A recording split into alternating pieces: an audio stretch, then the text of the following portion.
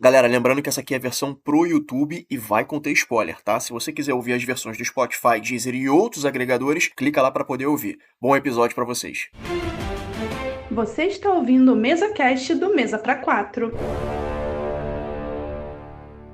Senhoras e senhores, meninos e meninas, fashionistas de toda a podosfera, sejam todos muito bem-vindos. Estamos começando mais um MesaCast aqui para falar da sequência que ninguém imaginou que teria 20 anos depois, mas que tá fazendo bonito, cara, que é o Diabo Veste Prada 2. Gostei bastante desse filme, vamos falar sobre ele aqui. Efraim Fernandes aqui e a opinião da Miranda é a única que importa, é isso aí. Oi, eu sou a Dani, sou comentarista sazonal nesse podcast e fui convidada porque sou muito fashion. Opa, quem fala aqui é a Maria e, cara, esse filme me deixou com o coração quentinho. Fala, galera, tranquilo? Aqui é PH Oliveira e eu fiz parte do movimento de vestido muito bem pra ir ver esse filmaço no cinema. Eu gostei muito desse segundo filme, já tinha uns anos que eu não vi um primeiro, acho que tem uns 2 anos que eu não vi o primeiro, e eu revi recentemente, né, o primeiro filme, para poder, né, engatar logo o segundo filme. Cara, gostei demais do segundo filme, mas antes da gente falar do segundo filme, eu queria que a gente relembrasse um pouquinho do primeiro, né? Assim, pra quem não tá ligado, pra quem nunca viu o Diabo Veste Prada, né? O primeiro filme, ele foi baseado num livro de mesmo nome, né? O Diabo Veste Prada. Se eu não me engano, acho que é Lauren Weisberger. Mas essa moça, ela foi assistente da Anna Wintour. E a Anna Wintour foi a editora-chefe da Vogue por quase 40 anos. Era tipo assim, a maior revista de moda do planeta, sabe? E ela serviu, essa Anna Wintour, ela serviu de inspiração para Miranda, a personagem da Meryl Streep, que eu já deixo aqui já adiantado, que eu acho que é a personagem mais marcante da vida da Meryl, né? No primeiro filme a gente tem a Anne Hathaway, maravilhosa como sempre. Ela trabalha na revista de moda Runaway e quando ela chega no primeiro filme, dá pra ver muito que ela é um peixe muito fora d'água, né? Porque ela tá pensando naquilo ali como um emprego provisório para durar 1 ano. Se eu não me engano, acho que ela dura no filme, acho que são 10 meses que ela trabalha na Runaway, e ela começa a absorver aquele trabalho, ver que não é apenas um trabalho, é um estilo de vida, que antes ela não dava a mínima, né? Mas depois ela vai absorvendo aquilo e vai fazendo parte dela. Então, só fazer esse parâmetro rápido aí do primeiro filme. Cara, o primeiro filme eu tenho, assim, como um dos meus filmes favoritos, assim. Por toda a temática do jornalismo, por ser uma personagem que tá entrando ali num setor que ela não faz ideia do que tá acontecendo, e é o que você falou, assim. Não é só apenas mais um trabalho, mas é um lance de estilo de vida. E, cara, eu acho o primeiro filme muito impactante, assim, de muitas formas. A Meryl Streep criou uma personagem muito icônica, assim, pra mim uma das maiores vilãs barra, sei lá, madrastas da cinematurgia. Eu gosto muito da ambientação do filme, assim, de todo esse glamour que o primeiro filme traz pro tema da moda, que é um tema já cheio de glamour, os bastidores das produções, os bastidores de como se criava tendências, principalmente há 20 anos atrás. Então, eu acho o primeiro filme muito, muito importante, assim, de fato. Bom, pra mim, o filme é importante, assim, a nível pessoal, que me apresentou pra Meryl Streep. A partir de O Diabo Veste Prada, eu vi a atuação incrível dela. E daí pra frente, Mamma Mia, Caminhos para a Floresta e muitos outros. Mas eu era adolescente na época, vi pela temática, moda, e era um filme que foi bastante popular no momento. Mas assim, hoje eu consigo ver que o nível de importância de O Diabo Veste Prada pra mim foi ter me apresentado a grande atriz que é a Meryl Streep. Então, eu não sei se esse é o melhor papel dela. Eu acho tão impressionante quem é Meryl Streep. E toda vez que eu olho pra ela, eu não consigo olhar pra ela sem não lembrar da dona, né, de Mamma Mia. Praticamente essa é meu filme de conforto. Eu assisti esse filme trocentas mil vezes com a minha mãe. Eu amo esse filme de todo o meu coração. Então, assim, eu acho a Miranda um fenômeno, né? Ela aparece, ela muda o ar do cinema. É impressionante. Ela tem uma presença, um carisma tão dela, né, que ela traz aquilo. Só que o que eu acho desde sempre do Diabo Veste Prada, essa com certeza essa é uma opinião impopular, é que eu sinto que esse não foi um filme feito pra mim. Né? Como assim, eu sendo tão egocêntrica desse jeito? Quando eu assisti o filme pela primeira vez, eu não conseguia achar tudo aquilo que, tipo assim, a maioria das pessoas falavam. Eu conseguia enxergar que era um filme bom, mas pra mim, ele não era, na minha visão, né, no primeiro filme, lá em 2006, tudo aquilo. E aí eu sempre tentei ficar caçando o significado daquele filme na minha cabeça. E, cara, chegando agora aqui em 2026, eu acho que eu realmente consegui entender o significado do filme. Eu não acho que todos os filmes são feitos para todos os públicos, né? Claro, não necessariamente um filme que é incrível para você talvez seja tão incrível assim para mim. E tudo isso é cinema, né? Cinema fala muito disso, fala muito mais sobre quem nós somos do que e como nós enxergamos aquelas mensagens, né? Eu venho falando isso em vários podcasts e entender como essa visão diversa de todas as pessoas que a gente vai conversando, o que cada um acha do filme, e isso é muito lindo no cinema de modo geral. Então eu não achava que esse era um filme pra mim, e tá tudo bem, isso sempre acontece. Só que, cara, nesse segundo filme, eu acho que eu consegui enxergar o poder do jornalismo, assim como o PH falou, e enxergar também uma humanidade na Miranda, que eu consegui ter só uma ponta no primeiro filme. Eu acho que agora eu consegui enxergar muito mais o restante do iceberg quando eu vi ela de novo presente, eu vi ela com as limitações dela, eu vi ela mais com as crenças dela e conseguindo enxergar coisas que no primeiro filme ela não tinha conseguido ver. E a gente pode discutir muito isso mais na frente, mas, cara, como eu acho que esse filme foi necessário para complementar uma história tão boa que eu achava que, pelo menos na minha visão, diferentemente de todo mundo, não era o suficiente. Estava faltando alguma coisa e foi super necessário. Só queria comentar que a partir de Diabo Veste Prada, a gente ama odiar a Miranda e torce pra Mary a cada Oscar que ela tá concorrendo. Me sinto muita injustiça quando ela não ganha. Quando ela é concorrente, não ganha. Pra mim, a Mary tem que ganhar todos os Oscars que ela tiver em todas as categorias, porque ela é realmente muito incrível. E a Anne Hathaway também, a partir do Diabo Veste Prada, ela entrou numa crescente de protagonistas, diferentes formatos, né? Acho que veio maturando até chegar ali no musical incrível que ela fez. Os Miseráveis. Os Miseráveis. E a Emily Blunt também. E assim, no primeiro filme, eu acho que naquele, assim, porque a Maria, ela é a mais nova da gente. A Maria tem 19, 20 anos, se eu não me engano. Então, assim, eu vi esse filme 20 anos atrás no cinema e, cara, foi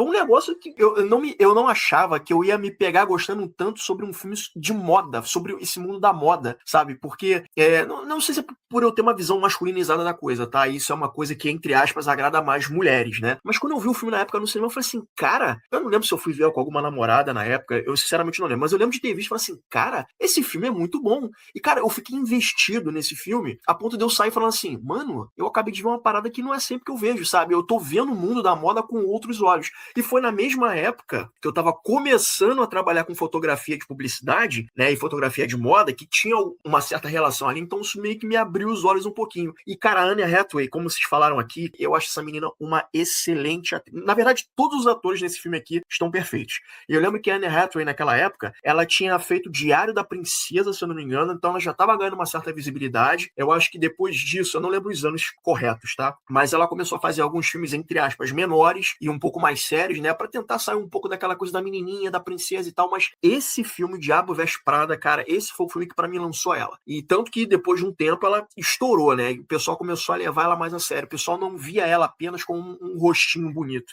A galera via ela como uma junção de qualidades que fizeram dela uma estrela que ela é hoje. E aí eu fiquei com aquela preocupação, cara, vai fazer o Diabo Veste Prada 2.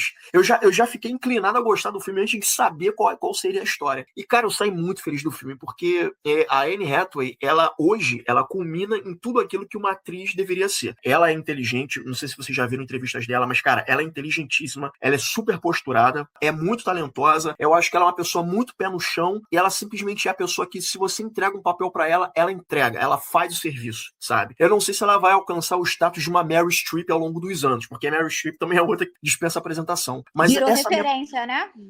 Exatamente, ela virou referência. E eu acho que a Anne Hathaway, ela pode chegar, não só a Anne Hathaway também, mas a Emily Blunt, que é uma outra também que explodiu. Ela começou no cinema, se eu não me engano, ela começou no cinema britânico, né, fazendo televisão e tal. E para equilibrar isso tudo, tem a figura do Stanley Tucci, que é um outro cara que, puta que pariu, cara, esse cara é maravilhoso. E eu acho que ele não recebe tanta atenção quanto deveria. Então a minha preocupação era, cara, será que eles vão ter gás pra esse segundo filme? Tiveram. A ponto de eu pensar, será que vem um terceiro filme? Cara, tá aí.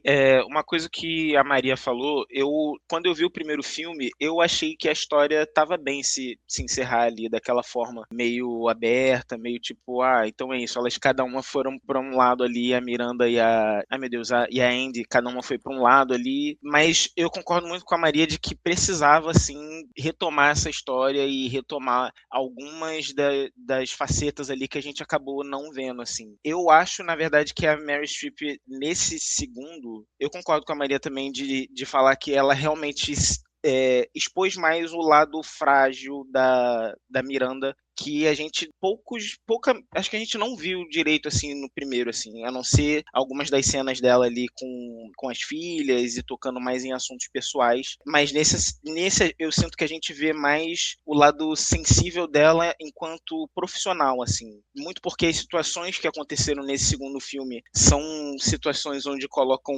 profissionais meio que em sinuca de bico, assim, em momentos de virada, onde realmente pode tudo dar certo ou pode tudo dar errado. E foi muito interessante, assim, ver esse outro lado da Miranda. E aí, uma coisa já que a gente está nessa de comparar o primeiro e o segundo filme, eu acho que o primeiro filme explorou um pouco mais a Emily Blunt e os outros personagens que rodeavam esse trio de Meryl Streep, Stanley Tucci e Anne Hathaway. Dessa vez, algumas das situações aqui tiraram um pouco a força de alguns personagens ou até esconderam mesmo, assim.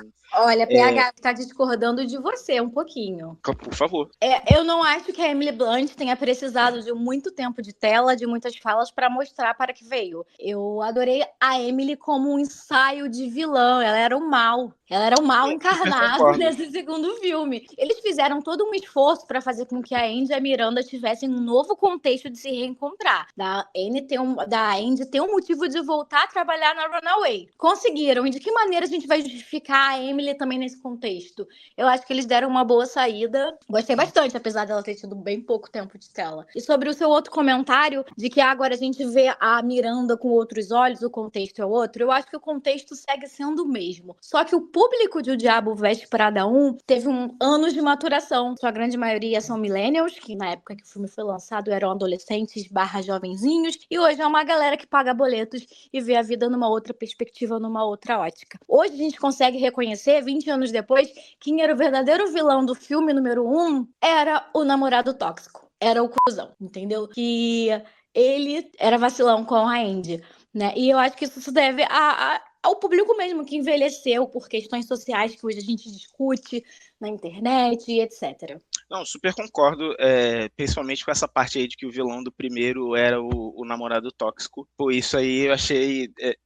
o que eu digo de que algumas cenas tiraram, por exemplo, o peso de alguns personagens, eu adorei o fato da Emily ser, entre aspas, a vilã ali da situação, mas não achei tão interessante que ela era vilã porque ela estava associada a um cara que, na verdade, era um idiota, mas tinha dinheiro, sabe? E aí eu sinto que o roteiro meio que escondeu um pouco da personalidade dela de vilã, de ser, ainda mais agora que ela era dona do próprio negócio, podia ter mais chances ali de mostrar que ela era ela que estava puxando as cordas ali. Deu um gostinho de plot twist, que ela estava armando, tramando, eu estava acreditando ali inocentemente de que ela e a Andy estavam do mesmo lado, a favor da Miranda, e não ter mostrado, só ter mostrado depois que era ela que estava fazendo tudo aquela armação, trouxe um little gostinho de uau, nossa, que plot, quem imaginava. Ela é uma personagem muito gostável, né, cara? A gente é tipo a Miranda. A Miranda é uma filha da puta, mas a gente gosta dela. A Emily, ela tava naquele caminho de dar aquela virada, porque o marido dela é um cara ricaço, cheio da grana e tal. Teve esse plot twist, como você falou, dele comprar a empresa, mas não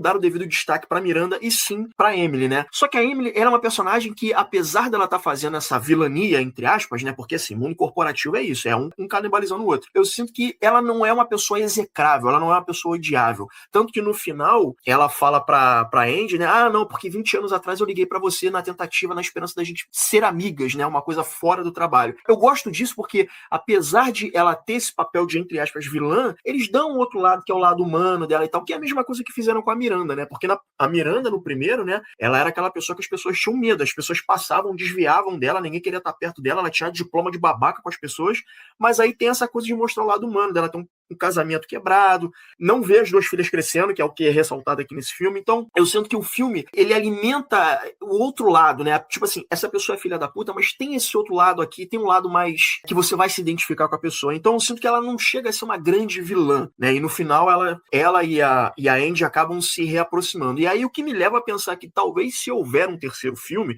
eu espero que haja, que não leve 20 anos para fazer isso, talvez a Emily tenha uma, entre aspas, tá? E muitas aspas, redenção, o qual ela e a Miranda possam ter um reencontro ali, ou, sabe, se olharem com mais respeito e deixar aquilo para trás. Eu não sei, são coisas que ficam fervilhando na minha cabeça. E sendo bem sincera, a gente nesse embate aí de quem ia controlar, né, os bastidores da Runaway, a gente ficou meio que entre muitas aspas com pena do lado da Miranda, porque a gente aprendeu a gostar e amar dela, mas como classe trabalhadora, vendo alguém que sofreu assédio no trabalho, tu vê a pessoa dar a volta por cima e tomar as rédeas da situação, é muito bom. Essa parada. Por onde quer começar? Eu sou a nova editora da Runway.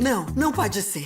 Estamos empolgados. Engraçado, você mudou bastante, agora tá muito mais confiante. Só não deu jeito na sobrancelha. Falando um pouco sobre respeito, né? Acho que foi o Efra que usou essa palavra. Cara, eu gostaria de compartilhar uma coisa aqui com vocês, que é uma coisa que eu senti muito quando eu assisti esse segundo filme. Eu não ia ver esse filme, tá? Quem me levou pra ver esse filme foi o meu namorado, por incrível que pareça. Porque eu preferi muito mais gastar os meus contos assistindo Mortal Kombat do que ver o Diabo Veste Prada. Ele falou assim, não, pô, vamos tentar ir e tal. Eu falei, não, beleza, então vamos e tal. Até joguei piada pra ele pagar pra mim no ingresso. Chegamos lá, cara, eu assisti o filme, cara, eu juro pra vocês, assim, que eu me emocionei. E aí, no final do filme, ele olhou pra mim e falou assim, cara, esse aqui, até agora, foi o melhor filme que a gente já viu esse ano, dos lançamentos. Eu falei, cara, realmente, esse aqui, eu acho que Michael, pra mim, ganha muito mais, tá? Mas ele falou que pra ele, aquele ali tinha sido o melhor do ano na concepção dele. Porque esse é um filme que fala muito,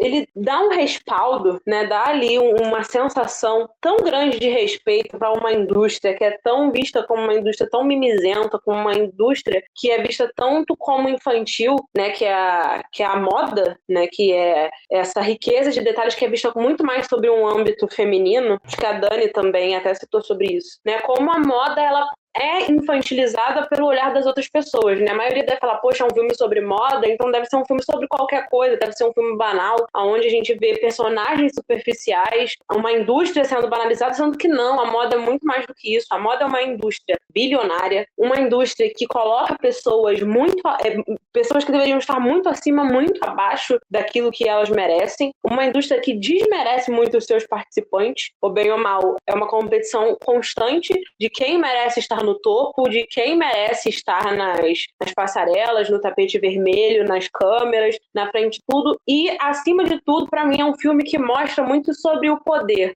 que você tem sobre a outra pessoa, né? Que é justamente aquela visão que a gente tem da Miranda. Então, nossa, como é um filme tão grandioso, é um filme muito além da moda, muito além do capitalismo, muito além da indústria. Fala muito sobre o poder que a gente tem com o outro e como é a nossa relação com as pessoas nesse dia a dia, né? A gente está falando ali da Runway, que é uma empresa bem rica, mas e as relações que a gente tem de trabalho com as pessoas? Quem na nossa vida são pessoas como a Emily? Quem na vida são pessoas como Stanley Tusk, né? Que para mim é um ponto de conforto muito grande nesse filme.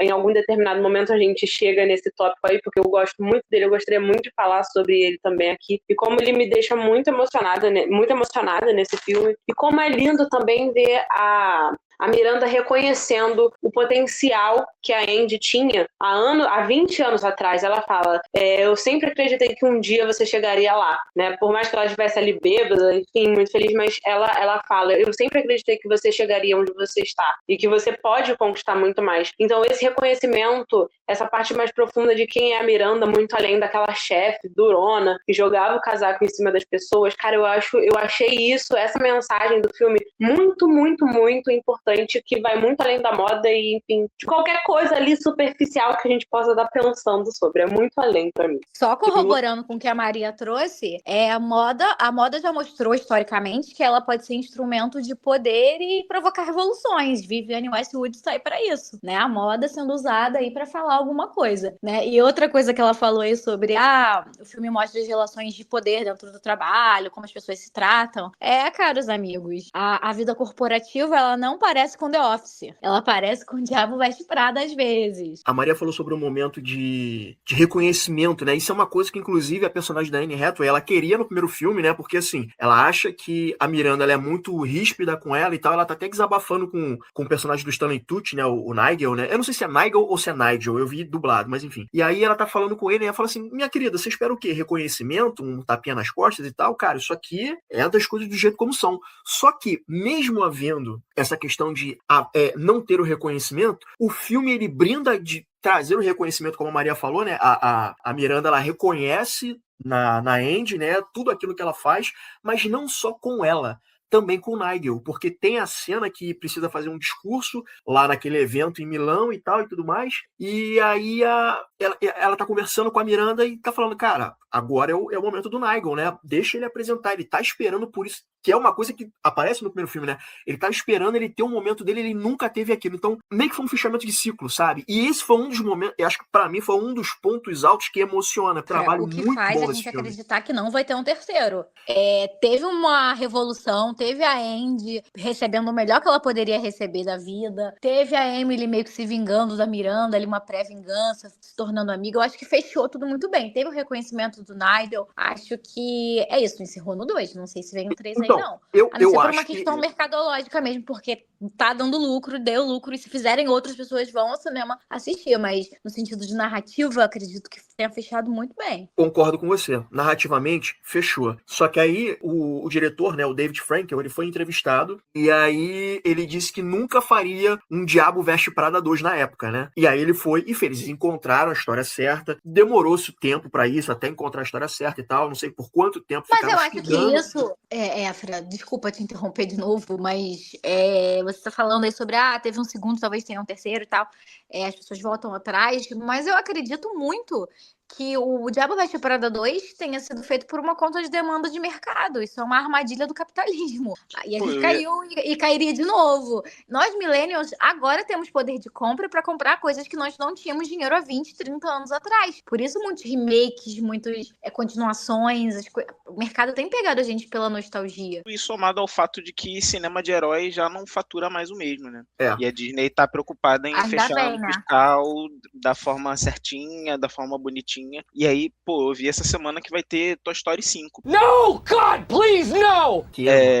Não, então, tipo... Pra mim, tem que ter parado no 3. O 4 foi exagero, hein? Não, o 4 foi muito ruim. Então, e aí eu acho que é um pouco disso, assim, do que a Dani falou. Eu acho que, narrativamente, enquanto o primeiro filme precisava de algum complemento pra fechar algumas histórias, esse filme não deixa nada solto, assim, pra que haja uma terceira, a não ser que eles, de fato, inventem alguma coisa. Porque até onde eu me lembro, nem no primeiro e nem no segundo a gente tem um insumo de uma história paralela de algum outro personagem, assim. Não ficou nenhuma ponta solta no final desse segundo. Mas, né, cara, o dinheiro... Sabe que eu fiquei pensando com uma possível terceira história? No segundo filme, né, a Andy, ela tá escrevendo um livro sobre a Miranda, né, que é meio que uma metalinguagem pro que aconteceu na vida real, né, que foi a assistente dela, da Anne, escreveu o livro, e o livro virou o filme que a gente tem hoje. Eu tô pensando aqui se pra um terceiro filme pode haver uma repercussão da Andy escrevendo um livro sobre a Miranda, né? E a partir daí, o terceiro filme trabalhar com metalinguagem. A gente tem o Diabo Veste Prada 3 fazendo ecos com a vida real, ali no terceiro filme, juntando essa coisa de mundo da moda com a feitura sobre a Miranda, a feitura de um filme sobre a Miranda. Eu fiquei pensando sobre isso, sabe?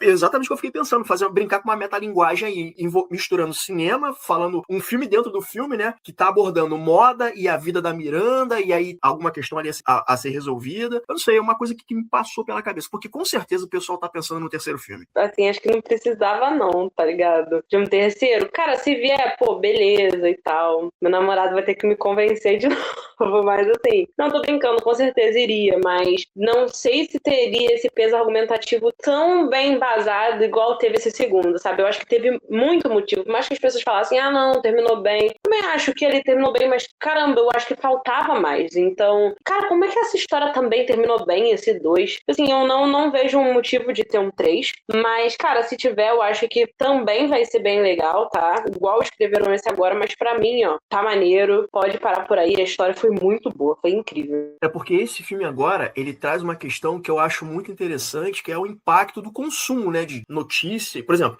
no caso da Runaway, que é uma revista sobre moda, né, trago que ninguém mais lê revista, né, por conta do digital, né, tem uma atualização sobre, sei lá, consumo de moda no jornalismo e tal. E o marido da Emily, por exemplo, né, mais à frente, né, como a gente já falou, né, mais à frente na trama, como a gente falou anteriormente, ele é o cara que tá por trás de tudo. Ele quer comprar a Runaway, tomar conta de tudo e transformar tudo em IA e modernizar e tal, o que conflita com a visão da Miranda, né, porque ela sente que ela tem um legado ali, né, ela sente que ela tem que defender a Runaway, né, ela tem uma responsabilidade em cima daquilo, sabe? Toda essa reestruturação, essa contenção de despesa da Runaway, e a gente vê a Miranda pegando voo na classe econômica e tal, tem todo esse Paranauê. Acho que eles trazem coisas muito bacanas para esse filme, coisas muito atuais nesse filme, que eu não sei como é que poderia fazer um terceiro filme, que ideia poderia surgir para esse terceiro filme, mas a ideia desse segundo aqui, ela é muito pertinente, a forma como as pessoas consomem. Eu acho que até faltou um pouco da gente ver de influenciador digital ditando como é que é o padrão no mundo hoje em dia, essa coisa do tem que ser rápido, tem que ser no clique, tem que ser no like, no compartilhamento e tal, e a revista tá passando por essas mudanças no digital e tá sendo afetada por isso. Eu senti que poderia ter um pouco mais dessa visão de influenciadores ali, Total, sabe? Eu acho que também senti falta. Eles ambientaram muito bem 2026 com as mudanças, né? Trazendo ali pequenas coisas de mudanças, mas eu também acho que faltou isso, do influenciador de moda. Eu acho que para ter um terceiro filme dentro desses moldes aí, teria que ser rápido, porque esses 20 anos entre o primeiro e o segundo foi o que, de fato, fez essa mudança acontecer, né? A gente viu nessas 2 décadas aí uma revolução de inteligência artificial e mídias sociais e como esse tipo de consumo acelerado mudou a forma de se fazer conteúdo, de se consumir conteúdo. Então, acho que para um terceiro ter algum argumento, teria que ser alguma coisa muito rápida. E aí eu não sei se caberia isso, porque eu acho que agora a Disney vai querer, por enquanto, entender como é que vai ser o lucro, né, disso aí. E eu não sei se eles vão conseguir pagar essa galera toda de novo para um terceiro filme. Porque ainda tem isso, né, do primeiro pro segundo veio todo mundo. Diretor, todos os atores. Mas no cachê da Meryl Streep. Então, tem essa parada. Será que vai se pagar a ponto deles conseguirem sonhar com um terceiro filme que vai dar lucro? Apesar, cara, que o marketing foi pesadaço, que a gente viu de produto, a gente querendo comprar produto que a gente não precisa por conta de ser temático do filme. No mundo todo foi lançado aí um balde de pipoca de bolsa que custava, sei lá, 200 conto, sabe? Nossa, sério mesmo que fizeram isso? Tu não tá sabendo? Não. E essa aí eu não soube também, não. Fizeram um balde de pipoca inspirado na bolsa, uma bolsa icônica que aparece no filme, a Andy usa. Cada rede de cinema fez um brinde lá, né? Fez um balde de pipoca lá promocional especial. E teve um que eu nem sei se chegou a vender no Brasil, acho que sim, acho que aqui no Rio sim, mas não tava no cinema que eu fui. E era um simples balde, uma bolsa de plástico, né? Onde vinha pipoca ali dentro e 200 conto o combo da bolsa icônica de plástico, que é balde de pipoca, refrigerante, só porque é temático do filme. Para além de roupas, né? Para além de todo o movimento que causou, né? Como o PH falou, que ele foi arrumadinho, né? Pro filme. Então, o marketing em torno da estreia desse filme, estavam falando há um ano atrás sobre esse filme, né? Tipo, já, vamos fazer. Então, houve todo um marketing ali pra fazer a gente querer, né? Então, acho que retorno financeiro não é um problema. Acho que agora é uma questão de... será que eles vão ter dinheiro pra pagar a Meryl Streep? A gente sabe que o cachê da Meryl Streep é bilionário. A gente sabe que é milionário, que é gigante. Mas eu acho que não se trata mais de uma questão de... Será que o filme vai ter retorno? Eu acho que mais é uma questão de... Será que não vamos estragar uma história que fechou perfeita fazendo um terceiro? Eu acho que é mais sobre isso. Eu fico até surpreso, porque assim, a gente já sabe que de uns anos pra cá, essa coisa de sequência legado acabou virando uma tendência no mercado lá fora. Tem Top Gun, Jurassic Park, a franquia Jurassic World, que é horrível essa franquia, pelo amor de Deus, só o primeiro filme na real que serve. Então virou essa tendência. E aí a questão são poucos os filmes que são sequência legado que realmente são bons. O Top Gun no segundo, cara, eu achei muito bom. Na verdade, eu ouso dizer que o Top Gun 2 é melhor do que o primeiro, mas assim, é um ponto muito fora da curva. E aí, cara, quando foi falado que teria o Diabo Veste Prada 2, eu fiquei tipo assim, porra, vai ter o Diabo... Mas, tipo assim, putz, cara, vai ter o Diabo Veste Prada 2, cara, será que... E, cara, eu gostei bastante desse filme. Só que eu não sei se tem fôlego pra um terceiro filme, sabe? Eu fico só conjecturando. Claro que é bem possível, né? O diretor disse nunca diga nunca, né? Porque ele falou nunca pra um segundo, né? E agora tem-se um segundo, sabe lá como é que pode ser o terceiro. Eu acho que o que também faz certo, o que faz dar certo esse filme, é saber conhecer os personagens, sabe? Por exemplo, a Miranda. A Miranda, pra mim, apesar de eu gostar muito do personagem do Nigel, porque ele é um gentleman, ele é um cara que se destaca na hora certa, pra mim a Miranda os holofotes são pra ela, né? Eu gosto nesse filme aqui, essa inversão que acontece. Porque, assim, a Miranda, ela tá sendo, em alguns momentos ali, politicamente incorreta, né? A assistente dela fala que não pode falar aquilo e tal, e a Miranda caga pro que a assistência dela acha e tal. E a Meryl, ela entendeu a personagem, né? E aí o que eu acho legal é que existe uma inversão aqui. Eu sinto que ela toma um desaforo de vez em quando, ela tem que engolir sapo, porque sempre tem alguém acima dela, né? Porque agora ela tá pianinha, né? Porque a revista não tá indo lá muito bem e tal. Então, rola uma inversão engraçada quando a Runaway tá em crise, enxugando verba, que é o lance dela pegar a classe econômica, são os perrengues que ela passa, que nem gente normal. É a Miranda se sentindo desconfortável falando com gente que tá acima dela. Exatamente como ela fazia no primeiro filme os outros se sentirem, sabe? Então, eu achei engraçado esse tipo de situação. Soube brincar bem com essas coisas. O filme tem uma lavada de honra ali, né? Uma lavada de alma. Por onde quer começar? Eu sou a nova editora da Runway. Não pode ser. Estamos empolgados. Engraçado, você mudou bastante. Agora tá muito mais confiante. Só não deu jeito na sobrancelha. Agora, se tem uma coisa que eu achei que foi dispensável, foi o relacionamento amoroso pra Andy. Eu acho que aquilo ali não acrescenta muito na história. Mas não acrescenta muito no enredo ali, Runaway, Emily, Andy, Miranda, Nigel. Mas no primeiro filme mostrou ela vivendo uma relação de um cara tóxico, enfim, que não era isso que ela merecia. Então acho que ficou ali meio que, vamos mostrar que agora a Andy é uma mulher madura e sabe muito bem escolher as relações, sabe muito bem elencar na vida dela quais são as prioridades entre trabalho, relacionamento e aquela coisa de que, tipo, agora ela vai ficar com um cara legal que valoriza o trabalho dela e apoia. Então acho que precisava disso. Quer dizer, não precisava, mas foi bacana. Sim, eu acho que foi uma agradável mudança do óleo pra água, sabe? É isso que a Dani falou, de sair de um relacionamento tóxico para um relacionamento com uma pessoa que te valoriza e respeita o que tem de todas essas facetas de trabalho e tal. Mas eu acho que foi pouco explorado,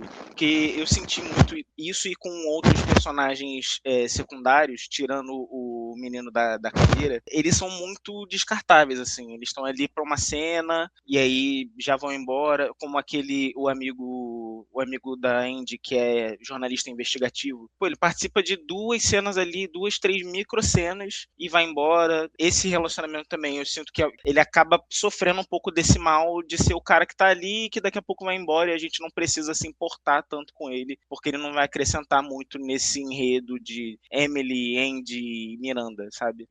Quer ver um relacionamento que eu acho bacana nesse filme? A gente sabe que a Miranda, no primeiro filme, ela tem um casamento que tá ruindo. Nesse segundo filme, o Kenneth Branagh, que faz o marido dela, cara, eles têm um relacionamento estável, é bonitinho de ver, sabe? Você vê que ele é todo amoroso com ela, que ele é todo, apesar dela ser o cão, ele é um cara totalmente amoroso com ela e tal. Quer dizer, ela é um cão pra visão pública, né? Porque quando ela tá no relacionamento dela com o companheiro dela, você compra que eles são um casal, porque ele é todo amoroso, ele vai, ele abraça ela e tal, sei o quê. Esse relacionamento específico, eu acho que ele é melhor trabalhado, é a impressão que eu tenho, tá? Ele é melhor trabalhado se comparado com esse relacionamento novo que tá crescendo, que tá nascendo com a Andy enfim, o companheiro dela, né, que é o cara que ela acabou de conhecer. Mas é bem isso que a Dani falou, né? É pra ter esse senso de fechamento, né? Porque ela tinha um relacionamento que não era legal no primeiro filme, e aí agora é como se fosse um fechamento de ciclo. Ele até faz piada, eu congelei meus óvulos, vai ser a Sarah e a fulana de tal, já escolhi os nomes, pra dizer que ela é solteirona, e esse é o único ponto na vida dela que falta, porque profissionalmente ela é bem sucedida, agora falta esse detalhe na vida íntima, pessoal, amorosa dela. Então eu super entendi, tá ali, eu só queria que a dinâmica fosse um pouquinho melhor trabalhada, apesar de se sair muito bem,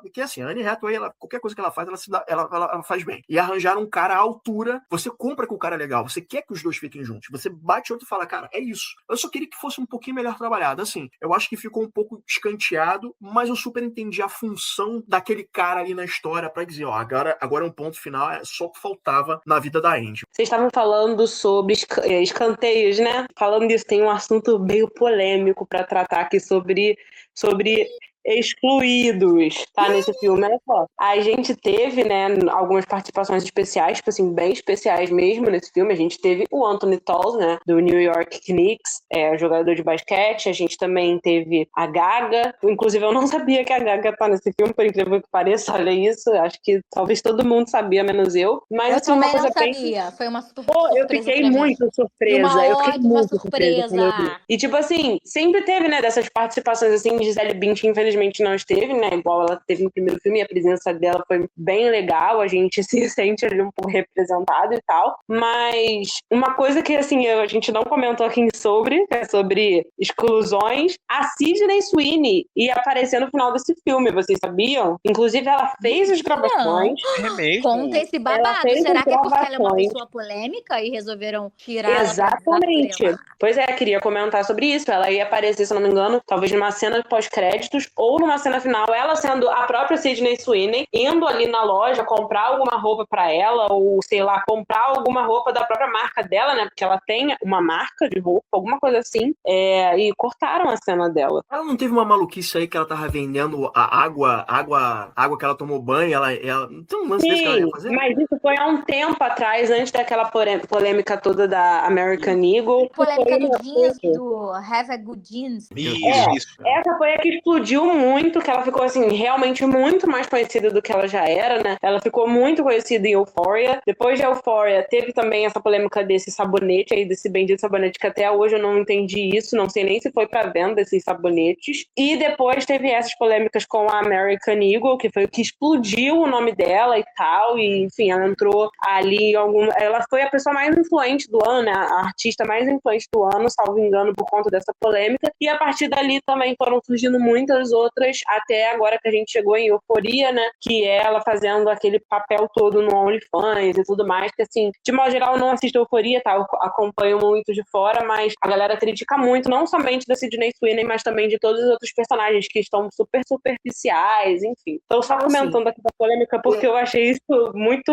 muito genial a ser tratado sobre as participações que todo filme tem e dessa participação dela que foi meio boicotada, praticamente totalmente boicotada. Me corrijam se eu estiver errado, tá? Porque eu não conheço tanto Sydney Sweeney, eu sei que ela se destacou na série do Euphoria, né, e tal, tem até a Zendaya também e tal. Mas assim, cara, eu tenho a impressão de que a Sydney Sweeney, ela parece que ela precisa de um agente melhor, cara, porque, assim, de novo, gente, eu não vejo os filmes dela, né, mas a impressão que eu tenho é que todo filme dela, ela só faz a gostosa, sabe? E isso deve ter bagunçado a cabeça dela. Isso é de praxe, sabe? Isso parece que é de praxe em Hollywood. Cara, surge uma atriz que é jovem, é bonita, sabe atuar minimamente, eu não sei se ela atua minimamente, se ela é muito boa atriz, eu realmente não sei, tá, gente? Mas ela fez aquele filme Todos Menos Você. Esse eu vi um outro com ela também, que era ela e o... Ai, meu Deus. Vou pegar aqui o nome. Tá vendo? Ninguém lembra.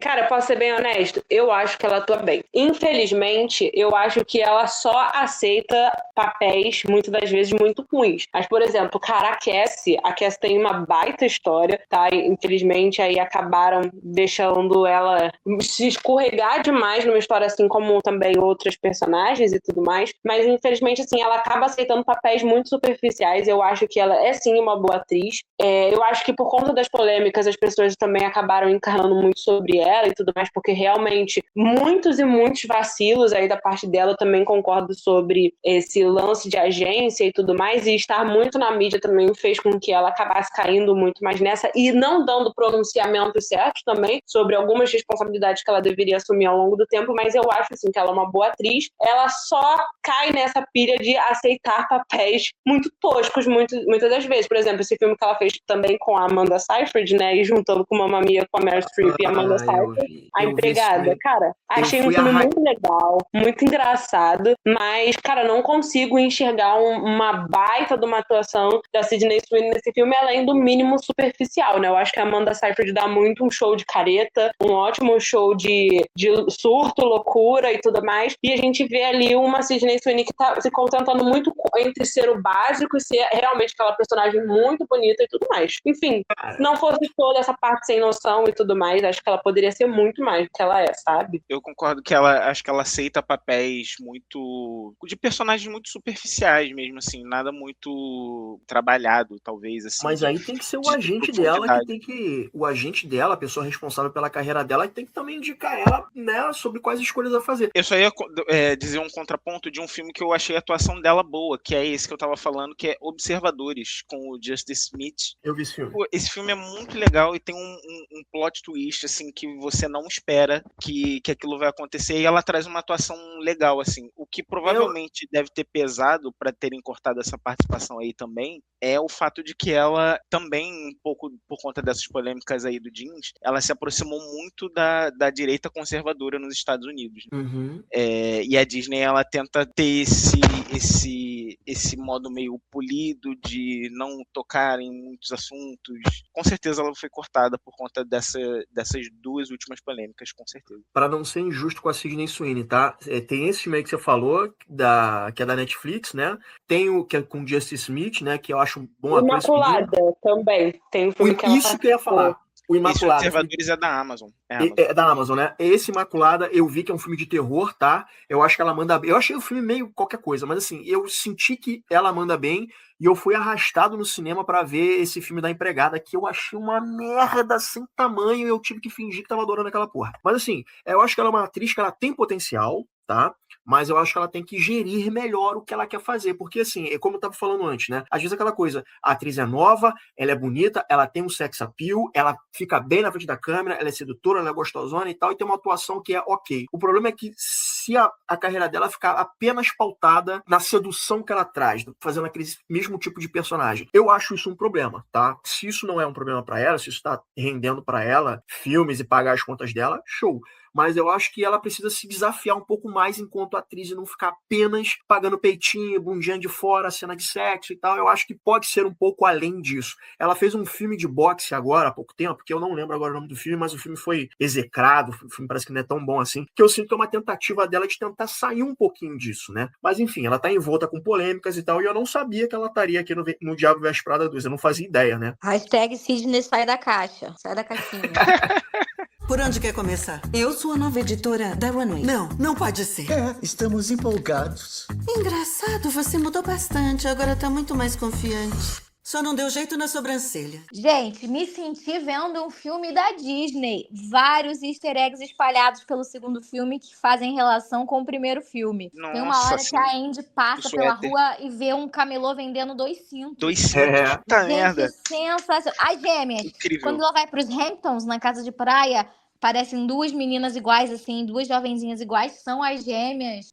Muitos easter eggs espalhados. Quem lembra de mais algum aí? Fala aí. O suéter azul que a Anne Hathaway ela veste. Tem também quando ela tá falando com a assistente, ela fala assim, se for na casa dela, não sobe as escadas, sabe? Tipo, eu achei também isso legal. Tem essas brincadeirinhas, assim, que são gostosas de ver pra quem acompanha o primeiro filme. Nossa, mas realmente, eu não tinha notado o tanto de easter eggs que tinha, assim. Esse do cinto na hora que... É logo no início, assim, do filme, né? Cara, realmente, eu vi, eu já fiquei assim, meu Deus, olha lá. Eu fiquei igual aquele meme do DiCaprio apontando pra tela assim, olha lá. Agora, se eu tivesse que reclamar de uma outra coisinha pequena, e é muito pequena e é muito breve, que bom que o filme não gasta tanto tempo nisso. Eu senti que rola, pode ser impressão minha, tá? Eu senti que rola meio que um clichê, meio que um estereótipo, que é tipo, o assistente é uma pessoa asiática ou é alguém gordo. Pode reparar, bota pra alívio cômico no primeiro filme, a Anne Hathaway era padrão, né? Tanto quanto ela é hoje, e queriam fazer a gente acreditar que ela era fora do padrão, né? Isso em 2006, auge da beleza associada à magreza, né? Não rola. E falando, que você é gorda, você não tem senso de moda.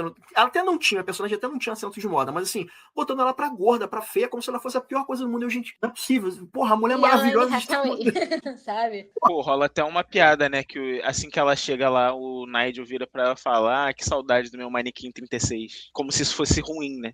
Tem uma coisa também, não sei se vocês repararam, mas no desfile, tem 2 coisas pra comentar, na verdade, que eu acho que pode trazer uma discussão legal aqui pra nossa gravação. A primeira delas é que o desfile apresenta dessa vez corpos mais plurais. Então, falando disso que a gente comentou, que no primeiro filme a Anne Hathaway era um corpo pequeno e a gente teve que engolir que ela era uma personagem que não estava no padrão, né? Não sei se vocês viram no desfile, porque chegou a apresentar alguns corpos mais diversos. E tem até uma cena que a Miranda comenta sobre isso também, sobre pluralidade de corpos nos desfiles. E a assistente dela falando, você não pode falar isso, desculpa, eu não posso falar sobre isso, sabe? Tipo, ela meio que debochando. Tem uma... Você falou isso aí de variados tipos físicos e tal. Tem uma modelo que eu acho muito... É uma modelo inteligentíssima também que eu sigo no Instagram, chamada Ashley Graham. Ela aparece nesse filme, mas assim, é tão en passant, ela fica literalmente no cantinho da tela, que eu acho uma pena. Porque assim, a mulher é maravilhosa. Ela é maravilhosa. Ela tem um corpo maior, assim, ela é incrível. Vocês viram uma que tinha 20 libras? Cara, achei muito legal também. É isso, e né? Ela chamou muita atenção, muito bonita também. Eu ia falar isso também. É a Winnie Harlow. Ela é bem famosona também. E outra coisa que, tipo, me chamou muita atenção nesse segundo filme é que aparecem obras de arte.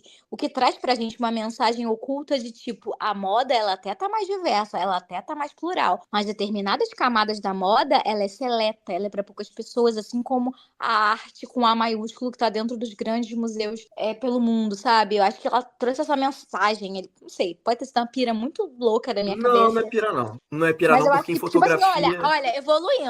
A moda, ela tá mais acessível a diferentes corpos, mas ainda assim é preciosa a ponto de ser uma arte que não é pra todo mundo, que não é popular. Você não tá errada, não. Porque sempre teve essa coisa da arte ser elitista, né, e tal. Por exemplo, na fotografia tem uma expressão chamada fine art, ou seja, a arte altíssima, a arte, o suprassumo. Porque assim, cara, a gente tá no mundo capitalista, né, é um sistema que ele é cruel, entendeu? Então, assim, o quanto que ele puder lucrar, ele vai ter segmentos, ele vai ter destaques e que, não, agora a gente aceita a galera que é plus size, ou tem outras etnias e tal. E o filme não traz qualquer arte, né? É um Da Vinci, né? A Última Ceia do Leonardo da Vinci.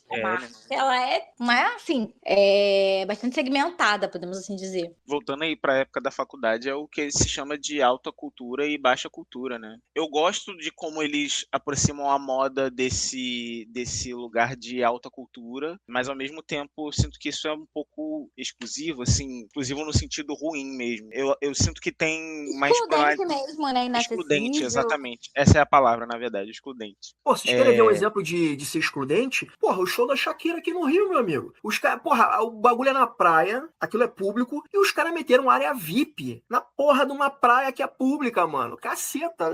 Tipo, se é que fizer, eu não tava lá pra ver, mas o papo que me chegou foi isso. Não, existe, tem a área que fica todo mundo, e tem uma área VIP pra galera que tá ali na frente, que é pra global, influenciador. É aquela falsa sensação de que estamos dando acessibilidade para todos. Exato. É isso, a moda, a moda tá diversa, ela tá plural, mas espera lá, ela ainda tem uma coisa de que não é para todos. E igual o show na praia, ele é acessível, qualquer pessoa pode chegar, a praia é pública, mas tem uma área VIP de sei lá quantos quilômetros, então, pera lá, vamos acessibilizar, mas mais para alguns e menos para outros. É o que a gente falou aqui, né, que a gente vê corpos diversos e pessoas diversas em outras áreas ali, desfilando, como estagiário, como assistente, mas essas pessoas também no filme, elas não estão em posições de poder. Quem está em posição de poder é a gente branca, com dinheiro, que se veste de certa forma, que tem o peso tal e frequentou as faculdades tal e tal. Total. E outra coisa que eu achei muito legal, a Lucy Liu no filme. Essa mulher também é outra maravilhosa, cara. Colocaram uma mulher não branca, né? Ela é uma mulher amarela, como, tipo, estou corroborando para salvar a Runaway. E ela entra ali como uma das heroínas ali pra fechar bem o filme. Essa aí, a Lucy Liu nesse filme, eu acho que ela é a única exceção a isso que você falou. Exatamente. É a única exceção. E que grata surpresa, né? Eu não imaginava que ia ter Lucy Liu nesse filme também. Por onde quer começar? Eu sou a nova editora da Runway. Não pode ser. Estamos empolgados. Engraçado, você mudou bastante, agora tá muito mais confiante. Só não deu jeito na sobrancelha. Pessoal, dito tudo isso, quantas cadeiras vocês arrastam para esse segundo filme de O Diabo Veste Prada? Eu vou arrastar aqui 3 cadeiras, que é um equivalente a tá entre um 7,5 e um 8, sabe? Eu gostei bastante desse filme. Eu senti uma vibe anos 2000, de uma certa forma, vendo esse filme. Apesar do choque de passagem de tempo, com rede social, like, compartilhamento, todas essas coisas, né? Essa era de influenciadores digitais, eu senti muito uma vibe de anos 2000. E, cara, é um filme pra gente se sentir bem. É um filme pra gente ver, a gente se se sentir bem, a gente curtir o que a gente tá vendo, a gente vê a Meryl Streep, a Anne Hathaway, a Emily Blunt, o Stanley Tucci, que eles estão impecáveis nesse filme. Ainda que a gente tenha um filme ou outro que não seja tão bom, cara, eles nunca estão ruins nos filmes que eles participam. Então, assim, eu dou aqui minhas 3 cadeiras, um 7,5, 8, mais ou menos, e gostei bastante. E vamos ver, né, se de fato vai ter um terceiro filme aí. Eu espero que, se tiver, que seja uma ideia muito bem trabalhada aí. Eu vou dar 4 cadeiras. Cumpriu muito bem o que ele propôs a fazer. Ele fechou muito bem as angústias que a gente tinha, que ficaram abertas ali no primeiro filme. E trouxe Meryl Streep com bastante tempo de tela. Eu não sei se vocês recordam, mas em Mamma Mia 1, ela é protagonista. Em Mamma Mia 2, ela faz uma pequena aparição. Então, um filme que traz a Meryl Streep fazendo, né, uma sequência e aparecendo boa parte do tempo, já tá em todo o meu coração. Para além disso, as gratas surpresas da participação da Lucy Liu e da Lady Gaga, que foram um presentaço pro público. Pô, eu faço coro com a Dani, eu vou dar 4 cadeiras. Eu acho que o filme, essas 2 décadas que passaram, fizeram muito bem para a narrativa do filme, tanto para trazer histórias interessantes do que aconteceu nesses 20 anos, o afastamento da Miranda da família e focando cada vez mais na carreira dela, que está assim crescendo. Dá uma sensação de que o tempo passou pra gente, mas ele também passou dentro desse micro-universo de runway e de modelos e tal, de fashionistas. É isso, vou dar 4 cadeiras, nota máxima aqui pra ele. Dou 3 cadeiras, tá? Eu acho um filme grandiosíssimo de verdade, assim, em diversos aspectos, em críticas, em camadas, cara, tudo mais. É um filme impressionante, tá? É um filme para que cada um possa assistir, cada um ter as suas próprias percepções, cada um se enxergar um pouco em todos aqueles personagens. Repetindo aqui o que eu falei no início do podcast, eu nunca consegui entender, né, o primeiro filme, como as pessoas conseguiam gostar tanto dele, e eu sendo uma pessoa que não era tão fã, assim, né, tão doente como outras pessoas eram, mas eu acho que é porque eu não tinha conseguido ver, né, naquelas 2 horas, né, eu acho que o filme tem 2 horas e pouco, né, o primeiro, naquele filme, um elenco tão grandioso, um elenco tão incrível, né, e não consegui enxergar aquele elenco ali, por mais que ele fosse grandioso, né, se eu tivesse, assim, fenômeno, né, com aquelas participações e tudo mais, não consegui enxergar eles como um filme tão potencial para os atores que tinha, para o elenco que tinha. Então, hoje, com esse próximo filme, eu consigo enxergar um complemento daquele primeiro, por isso eu considero ele bem superior ao primeiro, porque ele consegue, sim, trazer esse conforto das lembranças que eu tenho quando assisti o primeiro e dar um complemento para esses personagens tão importantes para eles não ficarem desamparados. Não dou 4, porque o personagem do Stanley, nunca lembro o nome dele, mas na hora de fazer o discurso não jogou as cartas fora, né, sendo que era ele mesmo que fazia o discurso. Eu acho que ele merecia ali um momento dele, né. A Miranda fala como ele é uma pessoa que, num mundo onde tantos querem chamar atenção, tantos querem ser superiores, sempre viveu em silêncio. Eu acho que me identifico muito com ele em diversos aspectos, principalmente naquilo de não acreditar em si mesmo, muitas das vezes, achar que sempre o outro precisa cumprir aquele papel, mas existe sim uma necessidade de você estar lá, de você ser protagonista e entender que você merece ser isso. É uma das coisas que eu queria falar. Então, sim, 3 cadeiras para esse filme, pela sua grandiosidade, pela sua audácia, né, de querer mostrar como pessoas podem ser muito melhores e mais potentes do que elas imaginam. E vou deixar aqui uma dica, tá? Tem um curta de quase 2 minutos que é a Miranda, né? A Meryl Streep interpretando a Miranda, ela se encontrando com a Anne, que foi a editora-chefe da Vogue, elas se encontrando no elevador e as duas se avaliando, julgando internamente, né? Mas assim, as duas se avaliando e tal, né? Com a Anne curiosa, querendo saber de onde ela conhece a Miranda e tal. São tipo quase 2 minutinhos, é um curtinho assim, cara, é bem legal, tá no YouTube. Quem puder, dá uma conferida. E para você que está ouvindo a gente, você já sabe, mesa4@gmail.com, 04 numeral. Estamos no Spotify, Deezer, YouTube Music, todas essas plataformas. Então curte, compartilha, ativa o sininho, porque isso é um sinal de que a gente está fazendo um trabalho bacana. Senhoritas e senhor, muito obrigado pela participação de vocês, muito obrigado pela audiência de vocês e até a próxima.